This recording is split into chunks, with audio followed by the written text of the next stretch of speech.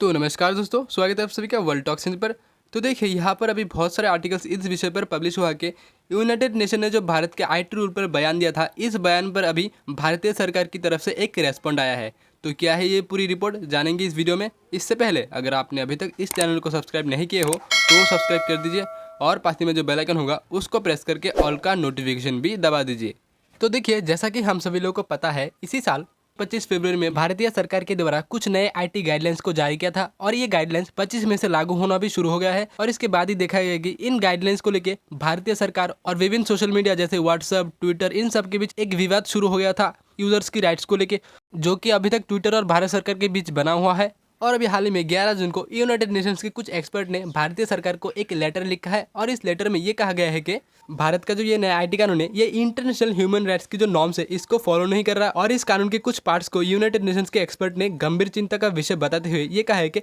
इस कानून में जो एक प्रावधान है जिसमें भारत सरकार जब चाहे किसी का भी डेटा ले सकती है, जिससे बहुत सारे क्षेत्रों पर लोगों की ह्यूमन राइट्स वायोलेट हो सकता है। और यूनाइटेड नेशंस के इन एक्सपर्ट के इस बयान के बाद ही यूनाइटेड नेशन में भारत के जो रिप्रेजेंटेटिव है, उन्होंने इस चिट्ठी को काउंटर करते हुए ये कहा है कि 2018 साल में भारत में सिविल सोसाइटी, इंडस्ट्रियल सेक्टर और बहुत सारे आईटी स्पेशलिस्ट से इस कानून के बारे में विचार विमर्श किया गया था और फिर आम लोगों से भी इस कानून के बारे में पूछा गया था और फिर जाके इस ड्राफ्ट को एक कानून में परिवर्तित किया गया। और इसी बीच रविवार को भारत सरकार यानी सेंट्रल गवर्नमेंट के द्वारा एक नोटिस जारी किया गया है इस पूरे विषय पर और ये कहा गया है कि यूनाइटेड नेशंस के एक्सपर्ट के द्वारा जो भी दावे किए गए हैं इस नए आईटी कानून को लेके, इसका कोई मोल नहीं है और भारत सरकार यहाँ पर जो भी कुछ कर रहा है यह भारत की लोगों की और भारत की इंटरनल सिक्योरिटी को देखते हुए ही कर रहा है और इससे भारत की किसी भी व्यक्ति की जो व्यक्तिगत जो अधिकार है वो लंघित नहीं होगा। और भारत सरकार ने यहाँ पर यह भी ऐड किया है कि भारत एक बहुत ही स्ट्रॉन्ग डेमोक्रेटिक कंट्री है और यहाँ पर लोगों को बोलने का अधिकार है और ये अधिकार संविधान में स्वीकृत है और भारत सरकार यहाँ पर लोगों की जो राइट्स है इसको सम्मान करती है और इसीलिए भारत सरकार के द्वारा यहाँ पर जो नए गाइडलाइन जारी किया गया है इससे किसी भी व्यक्ति के ऊपर प्रभाव नहीं पड़ेगा।